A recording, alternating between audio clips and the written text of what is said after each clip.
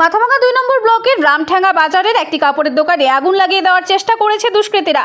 এ নিয়ে দোকানের মালিক ঘোকসাডাঙ্গা থানায় লিখিত অভিযোগ দায়ের করেছেন। দোকান মালিক শান্ত বর্মন বলেন, কয়েক মাস আগে আমার দোকান সহ 3টি দোকান পুড়ে গিয়েছে। অনেক কষ্টে দোকান আবারও চালু করেছি। মঙ্গলবার সকালে এসে দেখি শাটারের একদিকে অনেকগুলো পোড়া কাগজ পড়ে রয়েছে। শাটারের নিচ দিয়ে কেউ দোকানের ভেতরে আগুন লাগিয়ে দেওয়ার চেষ্টা করেছে। বিষয়টি আমি পুলিশকে জানিয়েছি। ঘোকসাডাঙ্গা থানার পুলিশ জানিয়েছে, অভিযোগের ভিত্তিতে তদন্ত শুরু করা হয়েছে।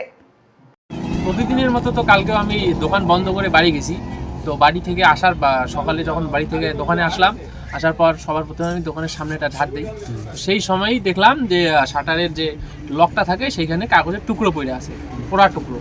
তো টুকরোগুলোকে আমি হাতে নিয়ে দেখলাম যেটা আগুন দেওয়া ইসে করা হয়েছে। তারপর আমি তাড়াতাড়ি শাটারটা খুললাম। শাটারটা খুলেই দেখি যে শাটার যে লকটা থাকে ওইখানে কালো হয়ে গেছে, মানে ধোঁয়ায় কালো হয়ে গেছে। এটাই বোঝা গেল যে কেউ আগুন লাগানোর চেষ্টা করছে। আর এর প্রথমে মানে কিছুদিন আগে 2-3 মাস আগে আমার দোকান পোড়া গিয়েছিল। তো হয়তো সেই লোকটাই, আমার যেটা সন্দেহ, সেই লোকটাই এই কাণ্ডটা করছে। আগের বার সফল হয়েছিল, কিন্তু এইবার সফল হতে পারে না।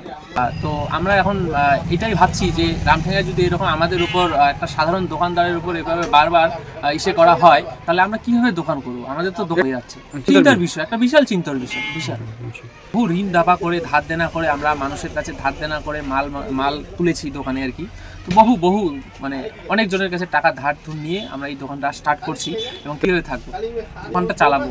সাধারণ একটা দোকানদারের উপর যদি এইভাবে একবার তো হয়েছে, আবার যদি হইতো তাহলে আমরা তো একদম নিঃস্ব হয়ে যাইতাম। হ্যাঁ, এই বিষয়ে আমরা লোকাল থানাকে একটা লিখিত দিয়েছি।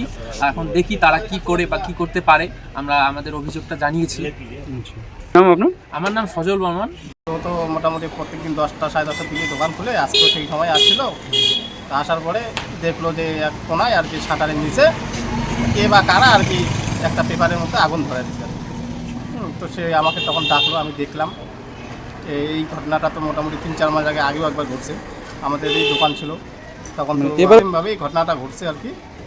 আর আগে তো আমাদের দোকানগুলো পোড়া গেছিলো, তখন তো একদম ছাই। তখন তো বুঝতে পারিনি কে বা কারা লাগাইছি না কি শর্ট সার্কিট হয়েছে। মানে এখনও তো চেষ্টা করছে, দেখলাম যে এবার তো বুঝলাম যে হয়তো কেউ লাগানোর চেষ্টাই করছে, আবার সামনেরটাও হয়তো কেউ বা কারো লাগাইছে হয়তো। এটা নিয়ে আমাদের, হ্যাঁ, এটা নিয়েই তো আমরা টেনশনে আছি এখন, যে ভবিষ্যতে যে এটা হবে না তার কি গ্যারান্টি আছে। হ্যাঁ, তো এটা নিয়ে আমরা আজকে থানায় ডায়েরি করব, দেখি থানার থেকে কী বলে। কী নাম আপনার?